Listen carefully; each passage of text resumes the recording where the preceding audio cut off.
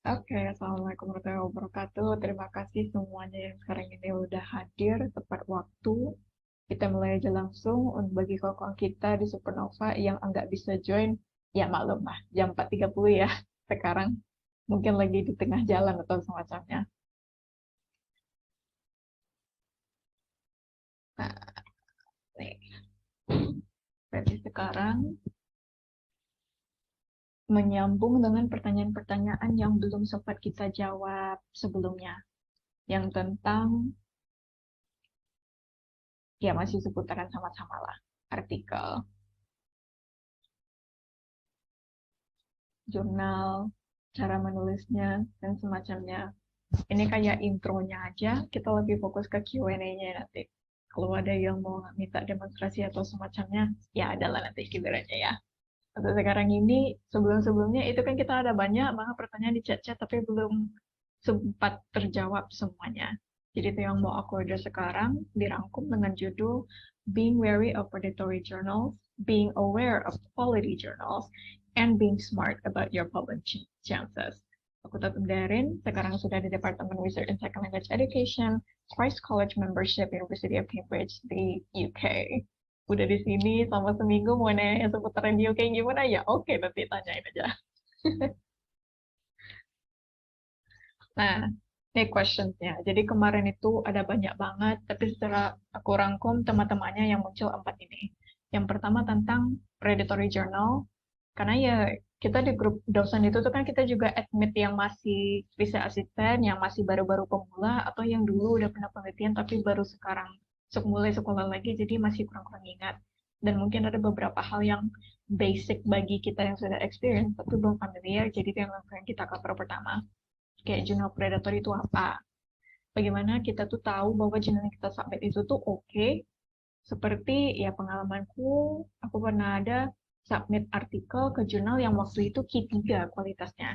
Tapi kemudian 2 tahun setelahnya berganti editor yang selanjutnya akhirnya turun jadi Q4. Karena kita mengantisipasi hal seperti itu. Tentang indeksasi, ada juga beberapa dari kawan kita yang belum terlalu familiar dengan apa maksudnya Q1, Q2, Q3, Q4, gimana perbedaannya, apa pentingnya dengan indeksasi-indeksasi ini. Ada juga yang bertanya, seberapa signifikan kenal orang dalam untuk meningkatkan potensi publikasi. Jadi kita coba jawab nanti. Dan tentang urutan penulis, apakah kita bagusnya yang pertama, ngotot jadi yang pertama, kedua, atau kalau misalnya terakhir itu tuh kita kayak ada rugi atau gimana, itu sepertinya seperti apa distribusinya. Nah, yang pertama kita address tentang first question tentang predatory journal. Nah, ini nih yang namanya jurnal predator itu sebetulnya baru dibikin istilahnya oleh orang ini. Kita biasanya sering ya dengan namanya Bell Swiss gitu. Tapi kayak biar tahu aja ini orangnya asli, ini aku tampilkan portretnya. Jeffrey Bell, dia tuh librarian University of Colorado and Denver. Dia yang bikin term journal predatory karena dia notice ada jurnal-jurnal yang mereka tuh memangsa author-author yang belum berpengalaman. Kayak ya memang kita yang masih mahasiswa S1 dulunya, terus langsung disuruh sama dosen, kamu ini udah selesai skripsi ya, baca di artikel terus kamu sampai ke jurnal. Kita kayak nggak tahu apa-apa, tapi disuruh aja melakukan itu. Kita kan nggak tahu namanya jurnal, namanya Sinta aja kita dulu belum tahu lagi apa itu. Tapi udah disuruh cari ya Sinta 2 apa nih maksudnya, nggak tahu loh Bu, tapi dia nggak mau jelasin. Nah itulah background kita nih, coba ngedes yang seperti itu. Dan kita harus was-was dengan namanya jurnal yang bisa dikatakan palsu. Karena ini jurnal-jurnal yang dibikin oleh orang-orang bukan untuk tujuan yang bagus. Tujuan mereka itu profit over quality. Mereka pengen dapat duitnya, and only that money from us, they will not care about the quality. Mungkin ada yang bilang, kalau memastikan jurnal-jurnal yang kita masukin itu bagus atau enggak, itu ribet. Yang penting aku publikasi aja. Masalahnya itu pun ada juga kerugian-kerugian nyata yang bisa dialami. Jadi ada 3 bullet points kerugian utama kalau misalnya kita sembarang aja submit jurnal, submit artikel ke jurnal, rupanya jurnal itu predator. Yang pertama, karena mereka itu prinsipnya itu profit over quality, Mereka memang nggak perlu dengan kualitas papernya itu, asalkan mereka dapat duit. Jadi yang namanya proses editorial, yang kemarin ada dari submission, terus ada di bagian review, copy editing, lalu itu kayak mereka skip aja langsung ke finish line. Berarti peer review mereka itu fake, nggak ada mereka lihat kualitasnya. Paper kita yang masih dari S1, yang masih jelek-jelek isinya, yang masih questionable, yang kalau misalnya ada memasukkan data dan semacamnya, yang referensinya itu cuma uh, ala bangkalannya aja, itu kan jadinya menghasilkan paper yang low quality. Dan karena kita udah ngasih duit yang mereka oke-oke mereka publish aja, hasil penelitian kita itu bisa jadi sumber misinformasi untuk peneliti-peneliti di tahun-tahun ke depannya yang men-searching tentang topik ini. Terus mereka ada ketemu dengan paper kita bilang ini padahal itu sebenarnya salah. Mungkin kalau misalnya di jurusan sosial, apalagi di jurusan pendidikan, yang mayoritasnya kita itu cuma tentang PTK, cuma tentang CAR, cuma bilang pretest proses mahasiswanya begini-begini hasilnya, itu mungkin enggak terlalu berdampak lah kerugiannya. Tapi kalau di bidang sains, apalagi di bidang kedokteran, yang namanya misinformasi, orang yang mati nanti. Makanya ini kita harus waspada. Yang kedua, kalau misalnya kita sembarang publish paper kita ke jurnal yang predatory, your published paper itu tuh bisa langsung auto di-ignore oleh researchers yang sudah experience, yang kalau mereka udah tahu, oh jurnal ini dia palsu. Nah, berarti researcher-researcher itu mereka enggak akan mempedulikan artikel-artikel yang dipajang oleh jurnal namanya ini yang udah ketahuan ini predatory. Padahal kita sebagai author, kita udah publish itu, kita udah keluar duit banyak untuk bisa dipublish itu, dan kita bahkan juga udah capek-capek menulis artikelnya, apalagi kalau artikelnya itu murni dari skripsi, itu kita sampai berbulan-bulan, bahkan sampai 2-3 semester untuk menyelesaikan artikel itu, menyelesaikan skripsinya, terus banyak artikel itu kan udah capek. Tapi ujung-ujungnya nggak ada manfaatnya untuk kedepannya. Dan yang ketiga, kerugiannya itu, jurnal-jurnal predatory itu mereka punya tendensi untuk ngedelete paper. Paper kita udah bayar supaya bisa cepat publish. Mungkin kita nggak perlu juga dengan paper kita ini low quality, penting publish aja, ya udah oke, dah it's out of our mind.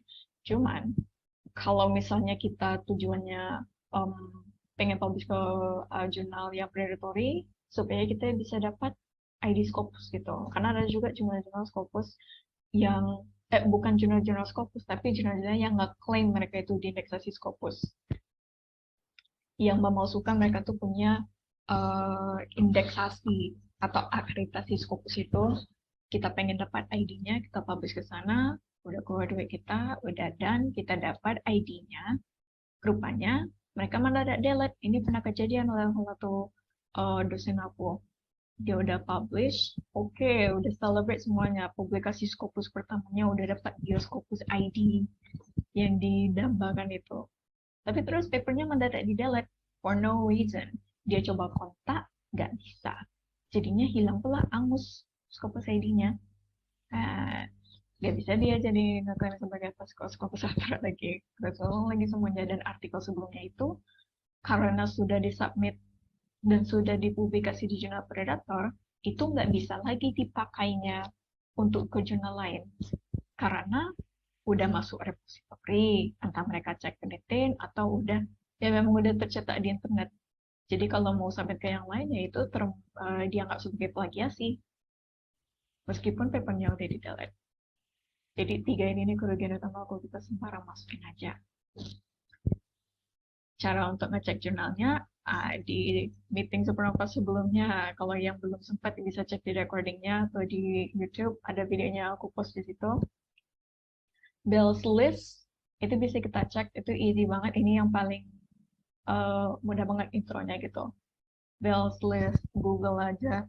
Terus jurnal yang mau kita incar, entah apa namanya, coba diketik. Kalau nggak ada muncul, itu berarti bukan predatory. Cuman Bell's List itu tuh udah dideaktivasi 2012 dan 2007. Dan itu pun juga dari blog dia. Jadi sekarang dikit udah diintroduce dengan tools-tools lain. Cuma aku coba mengumpulkan semuanya dan ternyata sedikit banget. Yang biasanya aku pakai itu link-link ini. Open Access Journal, mereka nge-list predatory journalist, publication ethics. Dua ini biasanya aku pakai. Jadi aku coba nge-google kemarin, coba mengumpulkan link-link lain yang bisa kalian pakai untuk mencari jurnal yang predatory itu apa aja. Sedikit banget. Payah nyarinya. Yang ketemu tuh cuma satu ini dan itu pun bukan list. Ini kontak oleh another librarian dari Yale University yang risetnya berhubungan dengan predatory journal. Jadi kalau misalnya mau tahu tentang list yang terbaru, email dia. Jadi lumayan sulit kayak mana cara carinya itu. Nggak ada list yang tidak banyak, ada list yang instan ngasih tahu kita, oh ini jurnal ini yang predatory. Jadi memang jatuhnya ya sama seperti misi-misi environmentalism semacamnya, kita yang harus tanggung jawab. Setiap jurnal ada 4 hal yang harus kita cek untuk mengetahui ini kualitasnya bagus atau enggak, or at the very least, ini memang bukan predator, dan memang jurnalnya ada orang di belakangnya yang bertanggung jawab. Pertama, kalau mau cek kualitasnya itu, cek dulu papernya. Papernya itu, kalian mau nggak baca? Di jurnal, kalian mau publish ke ini, mungkin kalian sering dengar, oh jurnal dari UM tuh bagus, oh jurnal yang direkomendasi dosen aku ini, oh sering banget aku dengar dari diskusi-diskusi apa makan siang dengan dosen, mereka bilang ini bagus. But if you read it, do you actually like it? Kalau kalian nggak suka dan mungkin menurut kalian di mata kalian ini nih kayaknya banyak typo gitu atau ada masalah gitu, berarti mungkin nggak benar, ada yang janggal di proses editorialnya. Selain papernya, orangnya tentunya, siapa publishernya. Kalau misalnya kita cek di websitenya, seharusnya informasi tentang editorial process, sistem peer review-nya, APC-nya, misalnya seperti itu, termasuk editorial board members, dan lokasi publisher-nya ini harusnya ada. Kalau tidak ada, kita bisa menandakan bibit curiga. Ini siapa nih orang di belakangnya. Dan yang terlebih lagi, ini next step-nya, coba kita email. Kita bisa nggak kontak editornya ini? Kalau jurnalnya ini benar-benar terjaga, kita email, dia pasti jawab. Karena namanya pengurus jurnal, kita tuh selalu cek email setiap hari. We will answer you kalau kita mau pengurus jurnal. Kalau tidak, coba email orang lain atau bisa langsung aja was-was saja dengan jurnalnya, kemungkinan bakal lambat prosesnya karena kita email mereka nggak ada jawab, atau mungkin memang nggak ada orang di belakangnya dan ini emailnya cuma dibuat-buatin aja. Dan yang keempat, payment APC-nya. Apakah jurnal ini gratis? Apakah jurnal ini menggunakan prinsip open access di mana author harus bayar? Kalaupun kita bayar, jelas nggak berapa yang harus kita bayar? Normally itu udah harus langsung tertera gitu, harganya berapa. Kalau misalnya harganya nggak ada, itu bisa jadi kita nanti ditipu dibilang karena di websitenya nggak ada angka yang jelas, pas kita email korespondensi dengan mereka, nanti mereka enak-enak nge-set harganya sesuai yang mereka inginkan di waktu itu aja. Kalau kayak gitu nggak ada standarisasi namanya. Jadinya apakah terms APC itu clear gak? Ini ada list lain. Ini kan PDF-nya bakal aku share nanti. Jadi kalau mau ngelihat secara lengkapnya karakteristik-karakteristik jurnal yang predator, tapi secara sekilas saja. Mereka ngeklaim kalau mereka itu open access publication, tapi enggak ada atau tidak jelas sistem peer review-nya itu seperti apa. Mereka mungkin ngasih timeline publikasi itu tuh yang enggak realistis, yang mereka bilang kayak instan atau cuman seminggu aja atau cuman sebulan aja, itu tuh we can call it unrealistic. Publishes all articles di mana author tuh semuanya harus bayar APC, tapi pas kita read papernya rupanya banyak error-error, low quality. Berarti itu copy editingnya nggak ada, proofreadernya nggak ada. Bisa jadi orang-orang di editorial board itu tuh memang kosong, hampa, cuma hantu aja. Atau mungkin mereka bilang, pas kita cek markasnya, mereka bilang offices mereka ada di negara ini. Tapi terus pas kita cek di editorial board membersnya, orang-orangnya rupanya di negara yang lain. Jadi sebetulnya ini nih jurnal dari negara apa, itu pun kita nggak jelas ini dari mana. Lack of transparency requires authors to sign away their copyright. Jadi biasanya kita juga pengen tahu kan, apakah kita ini berhak untuk mempublikasi lagi paper-paper kita, udah kita publish, apakah kita masih berhak untuk nge-share dengan orang-orang lain. Kalau misalnya jurnalnya menyuruh kita tidak boleh lagi men-share artikel kita tidak boleh lagi memiliki hak milik terhadap paper yang sudah kita tulis, itu bisa jadi jurnal predator. Banyak lagi ini bullet points-nya. Yang paling terakhir ya juga, remove articles or entire journals from the web without warning or informing the authors. Nah, tadi contoh-contoh jurnal yang jelek. Sekarang kita ke fase selanjutnya, jurnal-jurnal yang bagus itu seperti apa.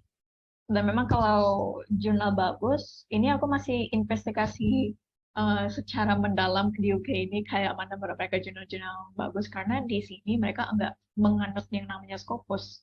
Tapi kalau kita di Indonesia, kita memang nge-follow dengan yang namanya ini, Scopus ini. Scopus ini kayak luaran dari, jika dibilang parent company Elsevier, temukan di tahun 1808 atau 1888, I don't quite remember. But basically, this is some kind of organization or indexation or repository. Itu definisinya agak blurry sedikit. Yang jelas ini nih bisa kita anggap sebagai cap kualitas suatu jurnal. Jadi kalau ada jurnal-jurnal, itu kan ada sampai ribuan, bahkan ada dosen-dosen kita mungkin kayak kenal yang mau bikin jurnal baru. Kalau misalnya udah berhasil mendapatkan indeksasi Scopus, itu akan di-ranking di kategori semua jurnal yang terindeksi Scopus itu. Kalau dia termasuk di bottom 25%, dari 100% total itu namanya Q4, Q3, Q2, dan di seperempat yang paling atas, top 25% itu dilambangkan sebagai Q1. Jadi itu perbedaannya itu tipis-tipis. Ini bukan berarti kayak semua ini, bukan berarti kalau yang Q4 itu tuh jelek, bukan, karena semua ini sudah diindeksasi oleh Scopus. Mereka sudah ngecek kualitas jurnal itu seperti apa saja yang mereka cek. Mereka cek setiap tahun jurnal itu tuh high index-nya berapa, site score-nya berapa. Kalau high index itu kayak citasi score untuk masing-masing author-nya. Mereka cek untuk artikel-artikelnya kayak mana citasinya. Mereka cek ranking jurnalnya itu seperti apa di Singapura. Mereka cek di SNP-nya itu, impact for paper-nya itu seperti apa. Mereka cek itu setiap tahun. Jadi jurnal yang Q1 itu bisa jadi turun jadi Q2, atau yang Q2 bisa jadi naik jadi Q1. Atau awalnya ini kan ada 100%, dibagi 4, jadi ada jurnal-jurnal yang di tengah-tengah ini. Kalau misalnya ada masuk jurnal baru, dia masuk Q4, jadi yang Q2 ini naik jadi Q1. Karena dia udah dibagi 4, dia rupanya masuk secara tipis, masuk yang ke top 25%. Jadi perbedaan-perbedaannya itu tipis-tipis banget. But yang nggak bisa kita pungkiri dan yang sering didengar di media, jurnal nomor 1 sedunia itu namanya Nature. Near Horizon, ya kayak dari covernya aja udah keren banget. Ini yang king-nya, yang mau dari fiksi-fiksi, yang mau entah itu cerita novel atau di movie atau di fanfic gitu, orang pasti sering nge-refer dengan ini karena ini yang punya mahkotanya di jurnal seluruh dunia.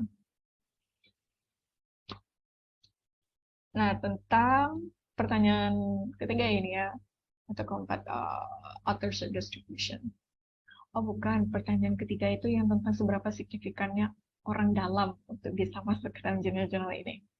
Nah, kalau yang kayak gitu, itu aku pun juga ngeriset tentang hal ini dan enggak sama sekali nggak ada muncul di web kayak orang ngomong tentang itu atau bahkan sebagai Facebook page aja itu nggak ada. Jadi aku bakal aja menurut pengalamanku aja ya tentang apakah orang dalam itu tuh butuh banget atau enggak. Yang namanya orang dalam itu kan biasanya kalau kita kenal dengan salah satu editorial membernya. Kalau misalnya nama kita muncul ke dalam OJS-nya, terus dia melihat nama kita dan dia kenal dengan kita, signifikansinya itu cuma berupa dia mungkin ada bias.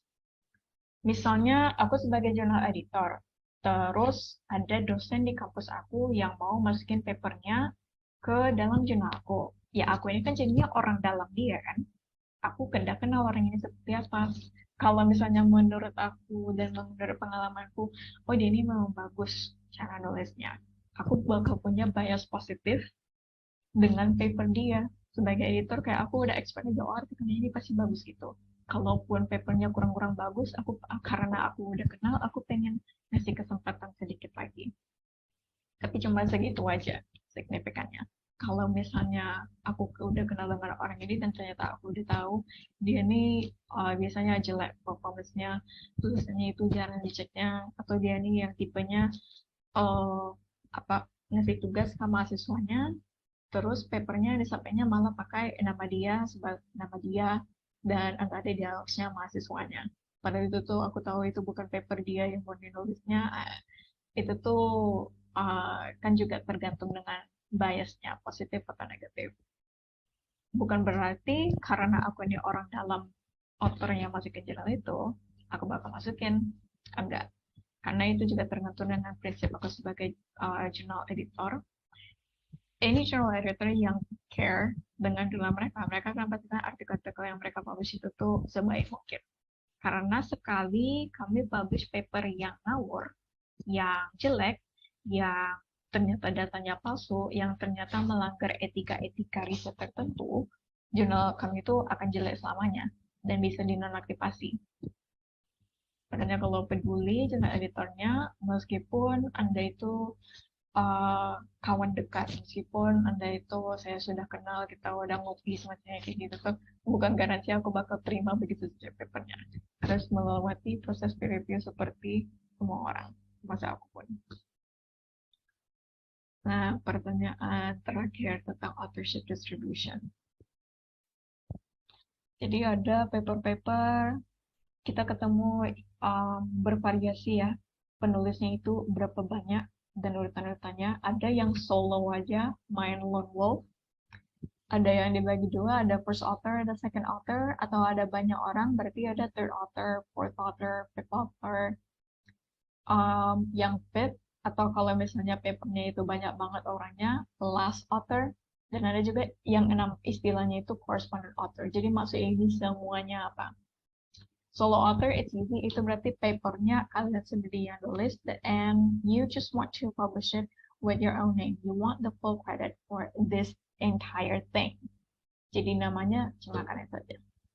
Kalau papernya, misalnya kalian ingin ngajak kawan, atau karena ini papernya hasil grup kelompok, ya bisa jadi ada 2 orang, atau typically 5 orang.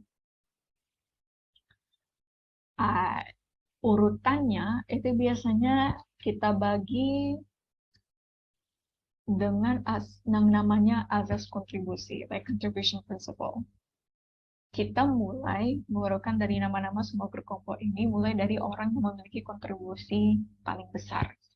Nah, karena pemerintah Indonesia juga menganut prinsip ini, yang namanya KUM atau skor kredit yang dosen perlukan untuk mereka naik jabatan, entah itu dari lecturer atau profesor itu, kalau mereka dapat nama yang pertama di paper itu, skor mereka itu yang paling tinggi dan lebih tinggi dari yang lain karena kita menghadap prinsip asas kontribusi. Yang pertama, papernya kemungkinan dia yang memilikinya. Kalau misalnya papernya itu tuh hasil dari ide kita dan cuma dari ide kita aja, berarti kita berhak nggak bisa jadi first author? Yaitu tergantung. Kita berhak menjadi first author kalau mengikuti prinsip ini ya, kalau kita juga secara dominan yang menulis atau ngerevisi manuskrip itu. Ini berarti kita tuh juga memenuhi yang namanya tanggung jawab untuk memastikan ini artikelnya memang valid, ini memang original, bukan plagiat, dan semacamnya. Kalau itu aku tekankan writing or revising, karena kasusnya kalau misalnya dalam kasus antara mahasiswa dengan dosen S1, level jenjang S1, biasanya kan mahasiswa dikasih topik oleh dosen. Tapi dari bulan pertama sampai ujian skripsi terakhir dan seterusnya, mahasiswa saja yang mengerjakannya. Apakah dia berhak menjadi first author? Iya. dia yang berhak jadi first author karena mereka ya they blood, sweat and tears to make this paper. Kalian yang berhak jadi first author. Tetapi kalau misalnya tugasnya itu ya skripsi kan harus kita ubah ke artikel jurnal. Tapi skripsi kita itu terlalu low quality dan atau mungkin skripsinya udah bagus akhirnya, tapi pas kita ubah ke artikel jurnal itu tuh masih berbentuk format skripsi dan belum terdengar seperti artikel jurnal. Masih belum layak dengan jurnal yang kita tujui. Jadinya kita minta bantuan dengan dosen itu yang sampai revise everything. Oke, kita melakukan semuanya dari awal, but basically di entire paper itu intronya itu dosennya yang menulis ulang semuanya, metodenya dia yang menulis ulang, nge-refine semuanya, data analisisnya yang awalnya kita cuma misalnya survei dapat question item 1, 2, 3, persentase ini, terus paragraf kita cuma ngedeskripsikan itu tuh aja. Majority of students, bla bla bla bla, 60% of students, bla bla bla, cuma kayak gitu aja. Itu tuh kan sebetulnya shallow banget, dangkal banget aja. Analisisnya nyaris nggak ada, jadinya dosennya itu ngerevisi ulang lagi semua research results and discussion-nya. Itu berarti dosennya akhirnya mendapatkan kontribusi yang paling besar untuk nge-refine paper ini. Maka dosen itu yang berhak sebagai first author, bukan kita lagi. Tapi ya tentu karena papernya itu, jadi kita masih harus insist nama kita ada di dalam paper itu. Dan kenapa menjadi yang pertama itu matter? Kenapa banyak banget orang sampai masuk konflik akademik untuk pengen jadi nama yang pertama? Ya karena yang pertama tadi, credit score-nya itu lebih tinggi kalau kita menjadi penulis yang pertama. Proposal, kalau misalnya kita mau mengajukan proposal untuk loncat dari jabatan fungsional dari dosen ke guru besar, ya itu kita harus setahu aku minimal harus punya 3 publikasi internasional di mana kita tuh menjadi nama penulis yang pertama. Tapi mungkin syaratnya beda-beda per tahun. I'm not quite sure. Credit score-nya juga beda-beda. I'm trying to find it. Tapi ya aku nggak punya akses dengan data yang seperti itu. So I don't know. Aku belum datang, aku masih research assistant. Tapi dari investigasi aku dari Google, inilah yang aku dapat. Kalau kita cuma solo author, 60% credit score-nya kita punya 60%. 40%-nya entah di mana, well, I have no idea, nggak dijelasin. Kalau misalnya paper itu punya 2 orang, masing-masing dapat 50%. First author, correspondence author.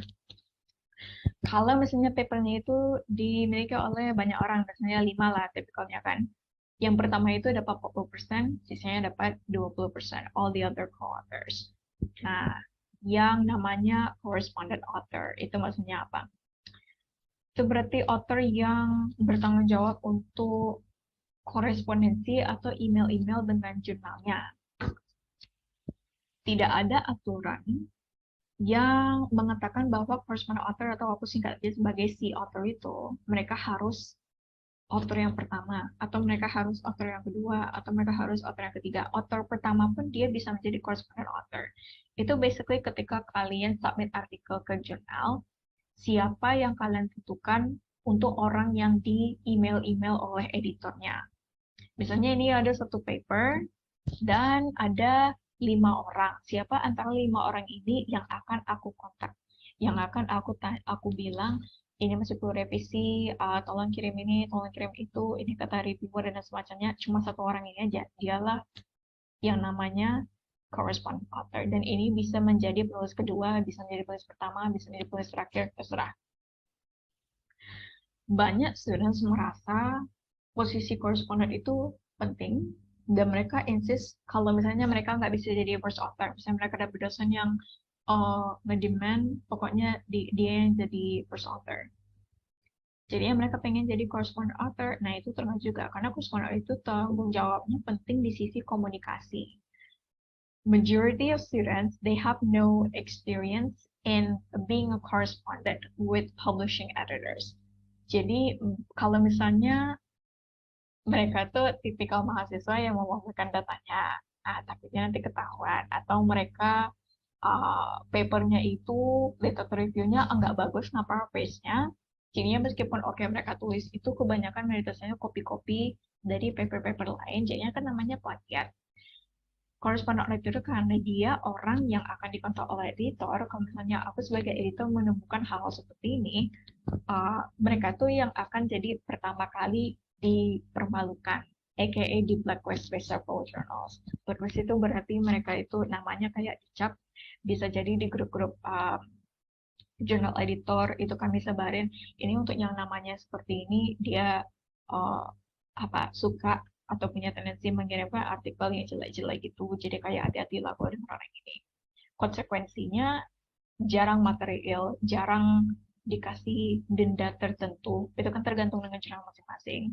Tapi biasanya kalau misalnya sampai nama kita itu tercap yang ngasih paper plagiat, atau nama kita itu udah tercap sebagai yang ngasih paper low quality banget, atau datanya bener-bener nggak jelas. Ke depan-depannya kalau kita submit ke jurnal ini, editor itu tuh biasanya ingat, oh ini yang dulu pernah submit paper seperti ini. Jadi udah punya negative bias karena pengalaman masa lalu itu. Tapi itu masih kasus kita yang tipikal melanggar asas kontribusi. Kalau di fields tertentu atau bahkan negara tertentu, mereka punya cara mengurut author itu yang lebih spesial. Mathematics and engineering itu biasanya mereka nganggap semua author di paper itu tuh equal. Mereka pasti kerja sama satu tim, enggak ada yang leal-leal gitu aja atau cuma pasang nama gitu aja. Jadi mereka langsung urutnya secara alphabetical aja. Historically, secara sejarah, kalau orang-orang di biologi, namanya biologi, kita melakukan eksperimen atau kita melakukan penelitian lapangan, itu kan pasti ada yang namanya supervisor. Di bidang biologi biasanya yang principal supervisor itu mereka ditaruh namanya paling terakhir. Tapi anak-anak kimia biasanya principal investigator namanya yang pertama. Ini secara sejarah. Kalau yang sekarang ini seperti apa, ya di sini ada nggak yang bidangnya biologi atau kimia mungkin bisa jelasin. Kalau enggak, ya medical and physics. Nah, medis dan fisika, apalagi kalau yang high physics itu biasanya nggak bisa dikerjakan oleh cuma beberapa orang aja. Typically, for any high-level experiment, you will need dozens of researchers to be involved in this research. Jadi papernya itu bisa jadi tens, bisa jadi hundreds. Biasanya mereka ngelisnya itu secara alphabetical aja biar lebih mudah. Karena bakal puyeng sendiri kalau mikir siapa yang paling gede kontribusinya 1 sampai 100 gitu. Ya, seperti yang dijelaskan sebelumnya, ini kayak exposition sedikit aja. Asas prinsip kontribusi itu tuh meskipun secara gimana ya, dari awalnya kayaknya straightforward aja kan. Aku yang punya idenya, aku yang ngerjain ini, jadinya aku lah yang berhak jadi penulis pertama. Tapi ini nih memang secara sejarah menghasilkan konflik. Ada peneliti di tahun 2007, dia coba menanya sampai ribuan author yang submit paper di Canadian Medical Association Journal. Jadi ini jurnal di medis yang nulis author itu secara alfabetik, dan dia ketemu sampai 2/3, more than 2/3, atau totalnya sampai 909 corresponding authors, mereka enggak setuju dengan co-authors mereka tentang kontribusi masing-masing author. Jadi kayak konflik itu bakal ada. Tapi ya namanya ini sudah terjadi, sudah kejadian. Jadi paper-paper yang sudah kita publish sebelumnya, siapa yang author pertama, ya nama dialah yang duluan muncul. Sama seperti ini. Ini kan papernya ada 3 orang ini. Tapi yang aku lihat cuma Ila Kovac nih doang. Kayak gitu. Kalau kita dapat privilege paper yang pertama.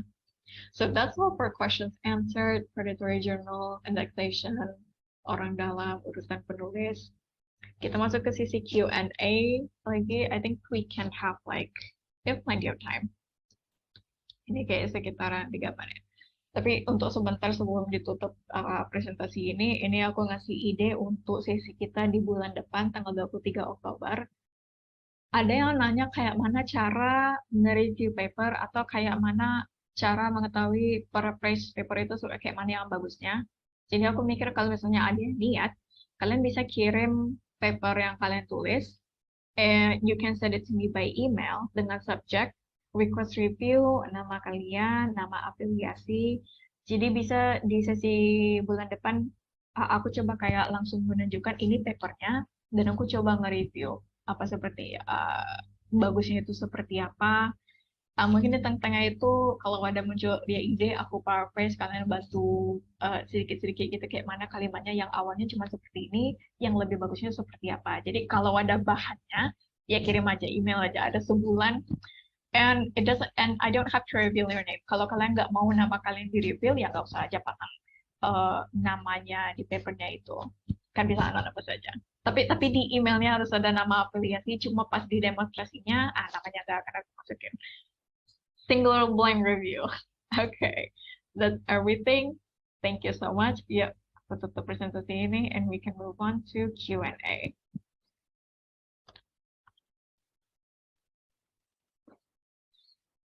Bang Sofio baru ada datang.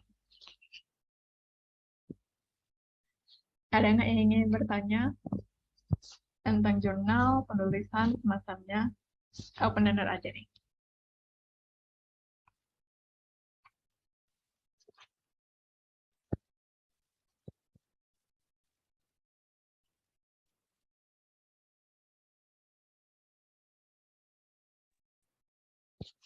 Aku kasih kredit sedikit spotlight dan Mbak Nisa yang ngasih aku yang nge-service akun Zoom ini. Makasih. Kayaknya kalau misalnya agak ada yang nanya, Sogi aja seperti ini, kita ending nih. Mbak Tatum sebenarnya ada pertanyaan sedikit, tapi mungkin nggak terlalu berhubungan dengan jurnal writing ya.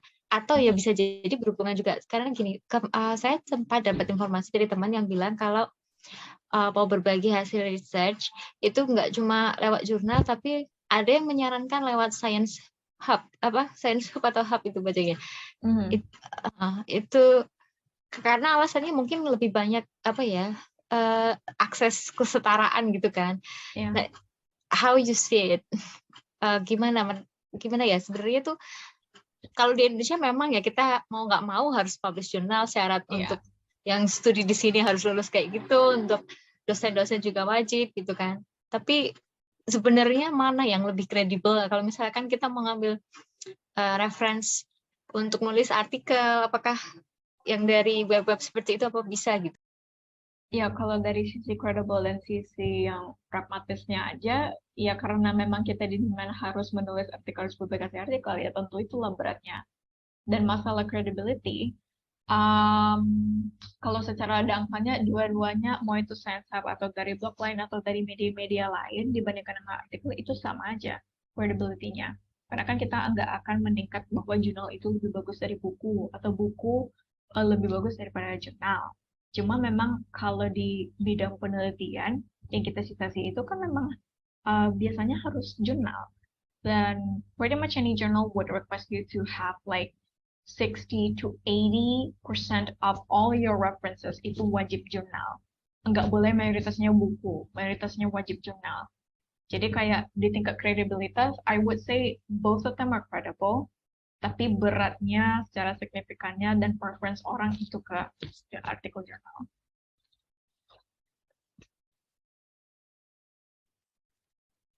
Thank you, cukup meyakinkan karena memang ya. Iya.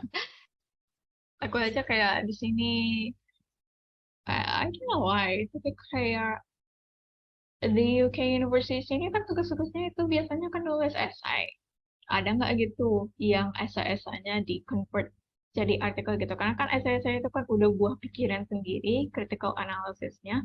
Apalagi untuk yang hasil-hasil dari bidang-bidang lain, lab report itu semacamnya, itu ada nggak di-publish-nya? Nggak ada repository itu. Ya mereka publish paper seperti itu. Sekretif banget loh. Kayak menaikkan mysticism yang namanya Cambridge kan. Dilarang banget.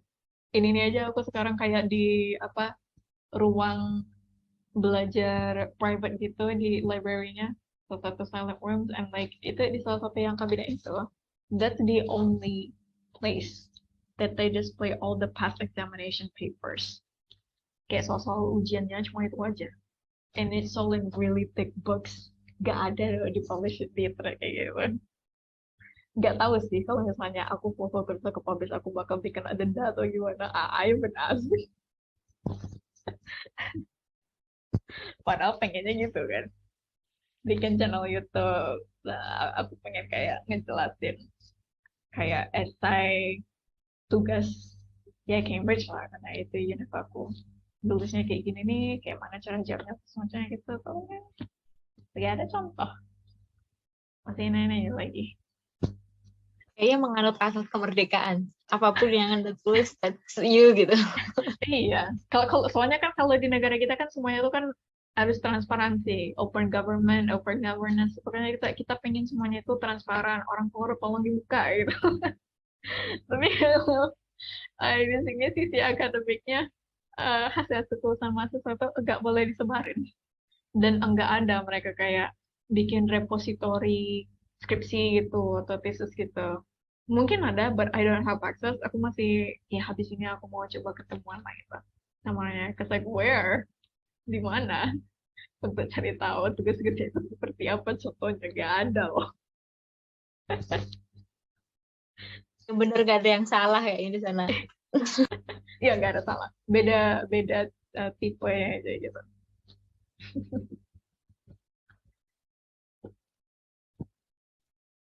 Hmm, and then more questions from anyone? Because if not, well, that's also okay. They can get the discussion casual aja untuk sharing-sharing. Ya mostly aku sih, tapi siapa nih yang lain mau step up. Tapi ide untuk kedepannya kalau mau bisa kirim papernya. Ah, Mas Ana mau Mas tanya. Sofia ya ada mau nanya. Tapi kalau mau tanya dong. Halo, cek. Iya, jelas. Oke. Kalau apa ya biaya publikasi itu biasanya untuk Q1, Q2, Q3 itu berapa sih kalau membayar ya? 5 juta tipikalnya. Itu Research yang itu biasanya segitu. Bahkan ada yang lebih-lebih seperti itu, but I'm not sure how credible it is. Karena biasanya aku lihat APC itu tuh sekitaran 5-6 juta. Aku belum ada ketemu jurnal yang sampai ngedemandnya itu sampai 70-an juta kayak yang banyak orang cerita gitu. Tapi mungkin ya aku nggak menargetkan jurnal-jurnal seperti itu. Probably ada, but perlu dicek lagi gitu. Kira-kira kita bisa percaya atau enggak. Pastikan ini bukan jurnal predator yang cuma minta duitnya tapi nggak ada dipastikannya artikelnya itu benar atau tidak. Kalau mau, tadi kan salah satu tipsnya itu tanya editor. Kalau mau, email aja author yang pernah publish di jurnal itu. Tanya dari mereka pengalaman mereka editorial prosesnya itu gimana.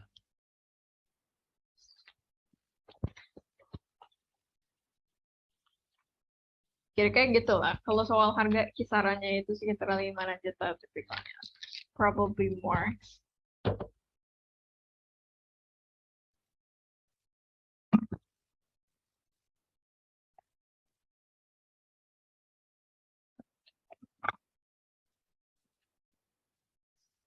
Kalau ada yang lebih dari itu, ya tergantung jurnal masing-masing.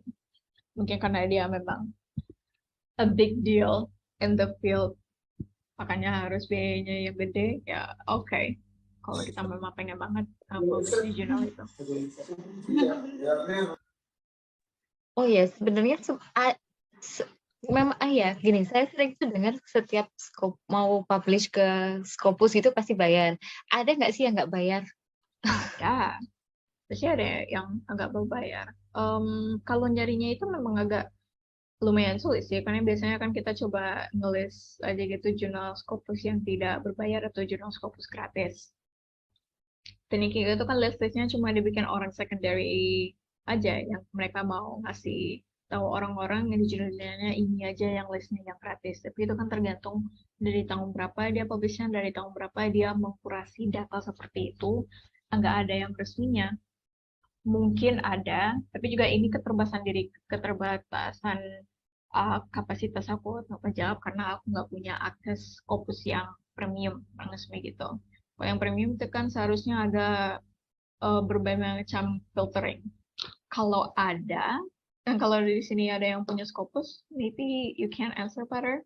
But if not, mungkin ada, mungkin enggak. Mungkin ada, mungkin enggak cara untuk secara otomatis ngefilter jurnal-jurnal Scopus yang gratis. Kalau enggak ada pun memang ada jurnal Scopus yang gratis. Itu bisa kita lihat dari APC-nya, Terms of Publication Fee-nya itu.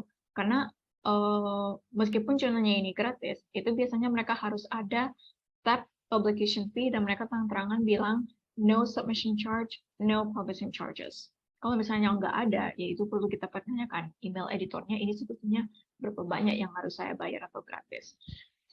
Bahkan ada juga jurnal-jurnal yang dikatakan jurnalnya gratis, padahal sebetulnya dia tuh berbayar. Tapi sebetulnya juga mereka tuh punya syarat-syarat atau kondisi di mana author itu bisa publikasi secara gratis. Misalnya karena mereka memenuhi kondisi distribusi negara authorship. Artikel mereka punya author yang dari negara-negara kita katakan miskin lah gitu ya, kata kutip miskin. Itu biasanya editorial board members itu memberikan keringanan dengan yang namanya waiver policy. If you are from a certain country, from this list, you are eligible for an automatic waivers in which you do not need to pay any APC. Jadi kan bagi author itu tuh gratis jurnal Scopusnya. Atau misalnya ada juga jurnal-jurnal Scopus yang memperbolehkan untuk author ya yang udah kece, yang udah age index Scopusnya tuh tinggi, lebih dari 3 gitu. Jadi dia mau publish ya karena orangnya udah ternama, ya oke lah gratis saja untuk Bapak, silahkan. Tapi proses editorialnya masih terjaga, meskipun orangnya itu tuh artis atau presiden atau whatever.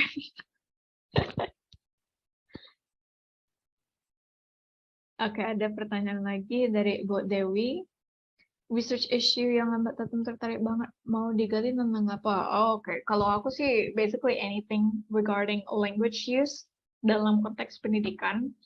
Kalau sekarang ini aku ngebawa isu unik dari permasalahan apa yang terjadi ketika mahasiswa belajar online. Ya itu kan emang udah basi ya kalau namanya kayak gini, karena kan biasanya hasilnya itu selalu jaringannya kurang atau kemampuan ICT guru kurang. Aku nyari-nyari yang uniknya itu apa, dan ada riset dosen yang menemukan cyberbullying itu terjadi di fakultas aku, di mana mahasiswa yang menggunakan bahasa Inggris sebagai bahasa asing, mereka menggunakan bahasa itu untuk menyebarkan kata-kata yang aneh, kata-kata yang kasar. Jadi kayak aku pikir ini datanya enak lagi, lihat orang mencari. Jadi ya pakai itu sebagai topik skripsi aku, sebagai itu sebagai proposal riset. But basically concern-nya itu tuh karena penggunaan bahasa itu tuh kan how do I say this?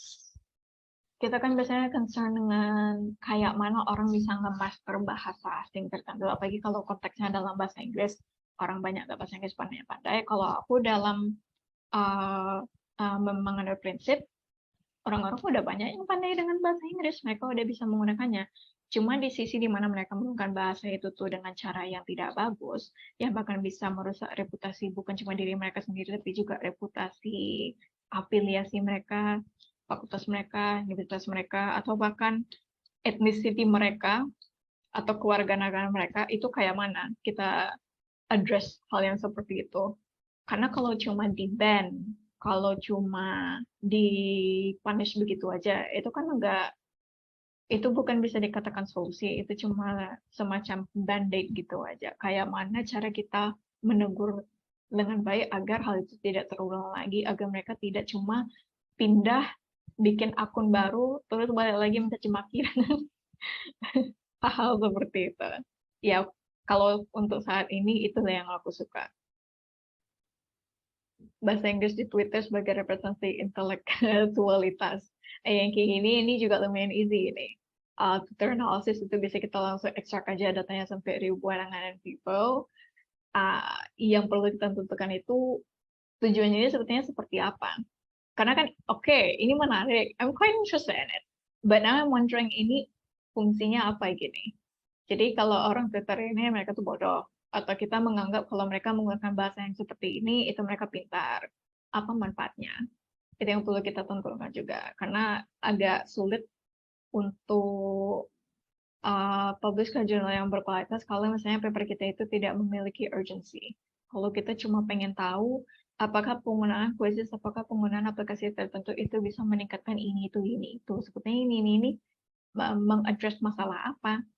Jadi kalau dengan topik yang Mas Alif sarankan ini, representasi intelektualitas, bagaimana dengan orang-orang yang di belakang itu sebetulnya dia pintar, tapi dia dengan sengaja menggunakan bahasa yang bodoh sebagai bentuk ironi. Itu kan nggak bisa kita tahu. Itu kan karena data kita tuh cuma berbentuk tekstual aja. Kita nggak bisa tahu secara detail orang di belakangnya itu seperti apa. Belum lagi masalah dengan etis dan lain-lain, apakah bisa kita menggunakannya atau tidak. Karena itu kan masih merupakan bentuk perdebatan juga. Bisa nggak apa yang kalian publish di WhatsApp story? Kayak kita ngelihat scrolling aja, terus ada nampak mahasiswa dia nge-publish screenshot dengan kawannya di mana bahasanya itu aneh banget, atau dia rupanya ngomong jelek tentang fakultasnya, padahal itu di WhatsApp story dipublish dan nomor dia tuh ada disimpan oleh dosennya bisa kita pakai sebagai data, karena kan di satu sisi itu dipublishnya di WhatsApp story memang dia intend untuk itu dilihat oleh orang. Tapi di sisi lain, itu kan cuma bisa dilihat oleh orang yang secara confidential dia ngasih nomornya. Bukan untuk publik secara lebar aja, cuma orang yang punya nomor dia aja dan menyimpan nomor dia aja. Ya kan kayak gitu kan juga mana itu juga. Archive-nya, tugasnya apa, gap-nya apa, urgency-nya apa.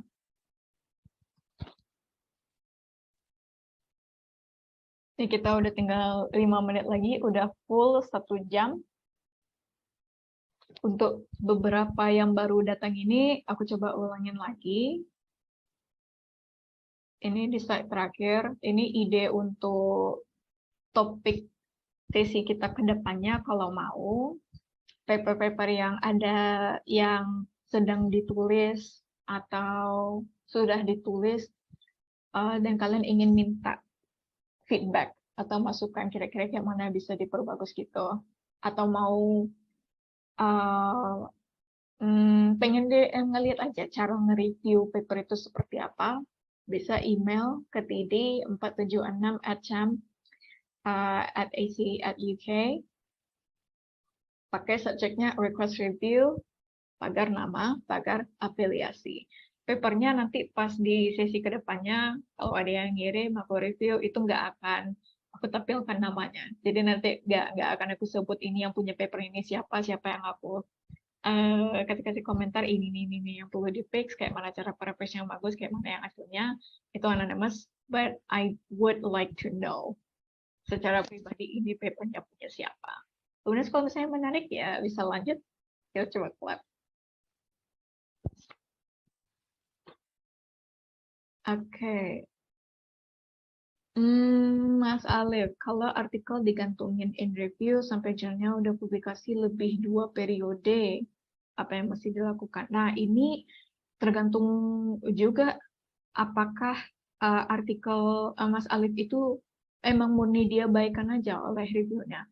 Karena kan di satu sisi oke, kita sadar jurnal itu bisa memiliki ratusan bahkan sampai ribuan paper, dan mungkin ada paper kita kayak jatuh di sela-sela mereka kelupaan. Tapi perlu kita tanya balik ke mereka. Tanya aja terus, status paper kita itu sebenarnya seperti apa? Apakah masih punya kesempatan? Atau mereka ini mereka memang udah enggak niat lagi. Anything that we need to do, apa yang perlu kita revisi lagi, atau misalnya mereka dulu-dulunya memang ada, mereka sudah ngirim komentarnya ini yang perlu direvisi, tapi kitanya yang kesulitan untuk melakukannya, bahkan sampai karena kita diamin, itu sampai udah lewat publikasi lebih dari 2 periode. Itu kan juga ditanggung jawab kita sendiri untuk notifikasi mereka bahwa kita ini masih interested untuk publish di jurnal ini. Kalau kita udah nggak interested, ya bilang aja kita udah mau withdraw. Seperti itu.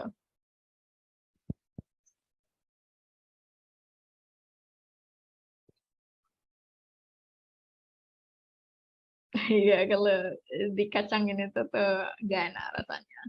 Kita, ya namanya kita yang mau publikasi di jurnal itu ya memang harus kita yang email mereka. Karena mereka punya banyak orang yang meminati jurnal mereka, bisa jadi kita tuh kelupaan dan dikacangin. Jadi kita harus ingatin.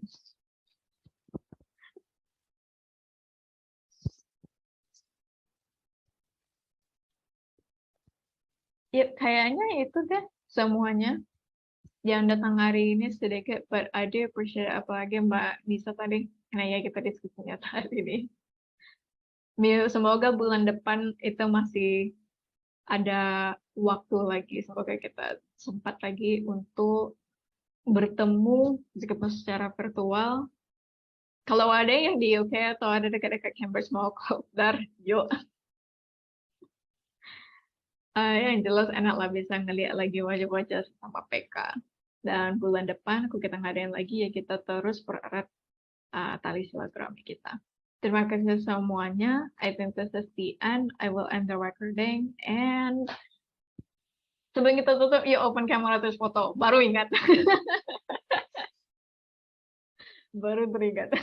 Mau di ending recordingnya.